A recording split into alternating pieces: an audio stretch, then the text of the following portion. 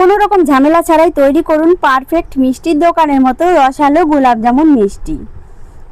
আশা করছি রেসিপিটি আপনাদের ভীষণ ভালো লাগবে। আপনার বাড়িতে কোনো অতিথি এসেছে, আপনার ছোট বাচ্চা মিষ্টি খেতে চাইছে, ঝটপট করে তৈরি করুন খুব কম খরচে মাত্র 10 টাকা সুজি দিয়ে এই গোলাপ জামুন মিষ্টি রেসিপিটি। আমি উন্নতি বেথডরি থেকে। আজকের রেসিপিটি ভালো লাগলে অবশ্যই চ্যানেলটিকে সাবস্ক্রাইব করে আমার পাশে থাকবেন। তো চলুন মূল রেসিপিতে যাওয়া যাক।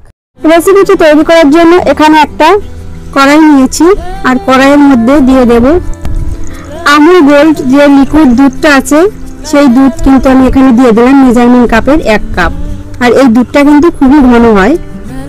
এখন এর মধ্যে অ্যাড করে দেব লিকুইড গরুর দুধ। আর এই দুধটা আমি আগে থেকেই জাল করে ঘন করে রেখেছি।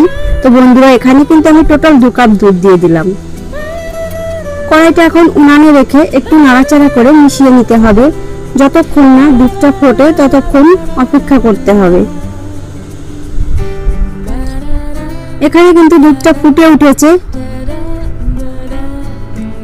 আবারও কিছুক্ষণ নাড়াচাড়া করে দুধটা ফুটিয়ে নিতে হবে। যেহেতু আমুল গোল্ড দুধটা খুবই ঘন আর লিকুইড যে গরুর দুধটা দিয়েছি সেটা কিন্তু আমি আগে থেকে ফুটিয়ে ঘন করে দিয়েছি, তো বেশিক্ষণ ফুটানোর দরকার নেই। এখন ওই কাপ মেপে নিয়ে নিলাম 1 কাপ সুজি। সুজিটা এখন দুধের মধ্যে দিয়ে দেব। আর একবারে ধাপ করে ঢেলে দেবেন না, অল্প অল্প করে দেবেন আর নাড়াচাড়া করে করে একটা ডো তৈরি করে নিতে হবে। তো আমার হাতের দেখে লক্ষ্য করেন, দেখেন আমি কিভাবে দিই। ঠিক এইভাবেই একটা খুন্তি দিয়ে অনবরত নাড়াচাড়া করতে হবে আর একটু একটু করে সুজি দিতে হবে, তাহলে সুজি দলা বাঁধবে না। তো এইভাবেই অনবরত নাড়াচাড়া করে সুজিটা একটা ডো তৈরি করে নিতে হবে। উনানের আঁচটা কিন্তু একদম লো টু মিডিয়ামে রেখেই এই কাজটি করতে হবে। তো বন্ধুরা দেখেন এইভাবে নাড়াচাড়া করে করে একটা শক্ত ডো তৈরি করে নিতে হবে। আর ডোটা খুব শক্ত হবে না, খুব নরমও হবে না। তো দেখবেন এইভাবে নাড়াচাড়া করতে করতে প্যানের থেকে কিন্তু ডোটি ছেড়ে আসবে। খুব সহজেই আর কম খরচেই কিন্তু অনেকগুলো মিষ্টি তৈরি করে নিতে পারেন পরিবারের সকলের জন্য।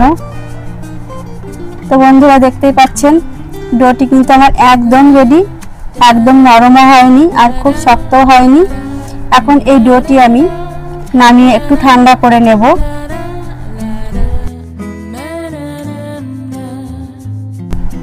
খুব বেশি ঠান্ডা করার দরকার নেই, হাতে যতটা সহ্য হয় ঠিক সেরকম ঠান্ডা হলেই হবে। একটু গরম থাকা অবস্থাতেই কিন্তু মেখে নিতে হবে।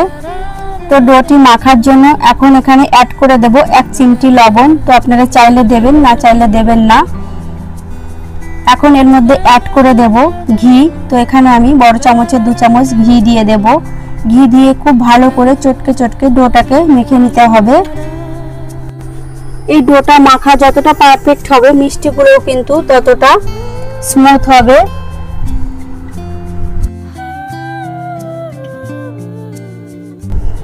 3 থেকে 4 মিনিট খুব ঠেসে ঠেসে ডোটাকে মেখে নিতে হবে। এখানে কিন্তু ডোটা আমার মাখা কমপ্লিট। দেখতেই পাচ্ছেন কতটা স্মুথ হয়েছে। আর এরকমই হবে, একদম শক্তও হবে না, নরমও হবে না, ঠিক এরকমই তৈরি করতে হবে। দেখেন হাতে নিয়ে একটু ডলা দিলে কিন্তু হাতের সঙ্গে মিলিয়ে যাবে। ঠিক এরকমই ডোটি তৈরি করতে হবে। ডোটির থেকে একটুখানি লেচি কেটে নিয়েছি আর এইভাবেই মুঠি করে করে প্রথমে গোল করে তৈরি করে নিতে হবে। তো কয়েকটা আমি তৈরি করেছি আর আপনাদেরকে কয়েকটা দেখিয়ে দিই। তো বন্ধুরা দেখেন কত সহজেই কিন্তু একদম গোল হয়ে গেল। একদম পারফেক্ট মিষ্টির দোকানের মতোই গোলাপ জামুন মিষ্টি তৈরি করতে পারবেন। তো চলুন আরও একটা দেখিয়ে দেই। একে একে কিন্তু আমি সবগুলো এখানে মিষ্টি তৈরি করে নিয়েছি। মিষ্টিগুলো ভাজার জন্য একদম রেডি। তো মিষ্টিগুলো ভাজার আগে প্রথমে কিন্তু মিষ্টির শিরাটা তৈরি করে নিতে হবে।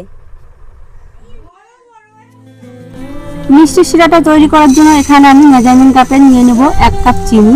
তো এখানে কিন্তু আমার গ্রামে আছে 250 গ্রাম চিনি।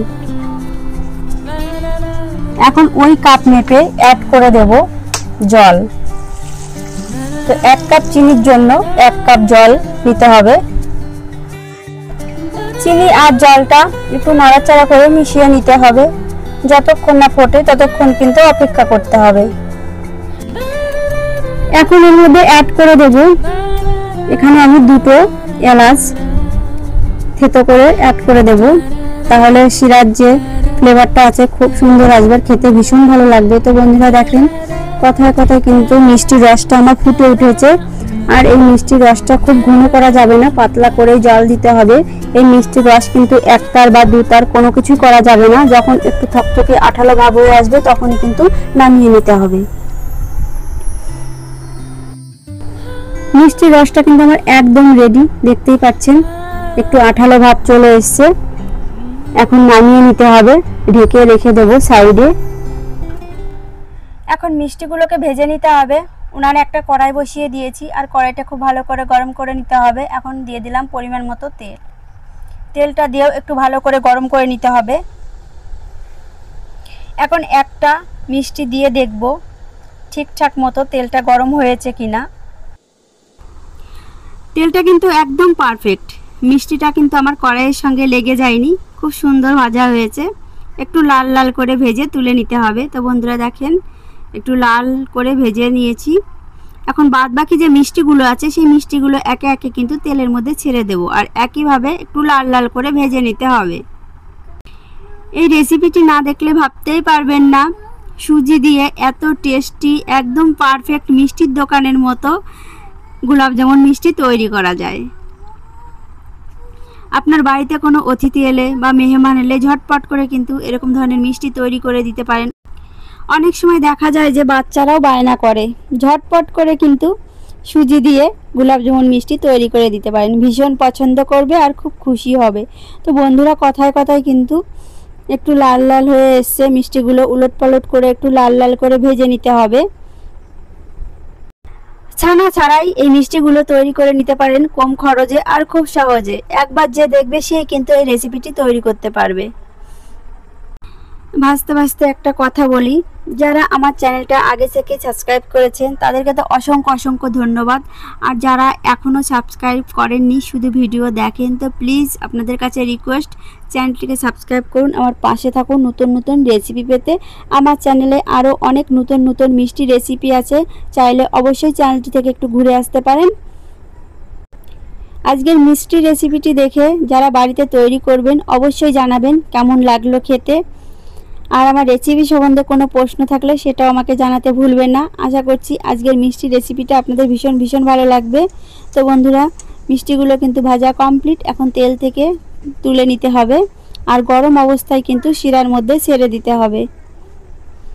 তো গরম অবস্থাতে কিন্তু আমি শিরার মধ্যে ছেড়ে দিয়েছি, আর ঢাকনা দিয়ে ঢেকে রেখে দেব 15 থেকে 20 মিনিটের জন্য। তো বন্ধুরা 20 মিনিট পরে ফিরে আসলাম। তো দেখেন মিষ্টিগুলো একদম রসালো হয়েছে আর ফুলে ফুলে কিন্তু ডাবল হয়ে এসছে। রস খেয়ে একটা দেখিয়ে দিই, নরম একদম সফট হয়ে এসছে। আপনারা যদি এর থেকে বেশি কালার আনতে চান তাহলে আরেকটু ভেজে নিতে হবে। তো আমি বেশি ভাজিনি, এরকম কালার আমার ঠিক মনে হয়েছে তাই এটাই রেখেছি।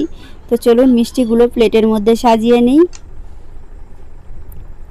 তো দেখেন মিষ্টিগুলো কতটা সুন্দর হয়েছে, খুব লোভনীয় হয়েছে। আবারও বলছি আমার বাড়ি বেথুয়া ডোহরি।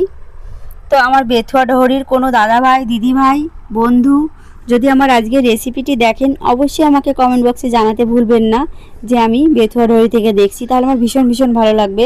মনে হবে নিজের কেউ কাছের কেউ আমার এই রেসিপিটি দেখেছে। এখনও কি আপনি আমার সাথে আছেন? যদি সাথে থেকে থাকেন আপনাকে অসংখ্য অসংখ্য ধন্যবাদ। ভালো থাকবেন, সুস্থ থাকবেন, আবার দেখা হবে ইউনিক একটা রেসিপিতে। আজকের মতো বিদায়, বাই।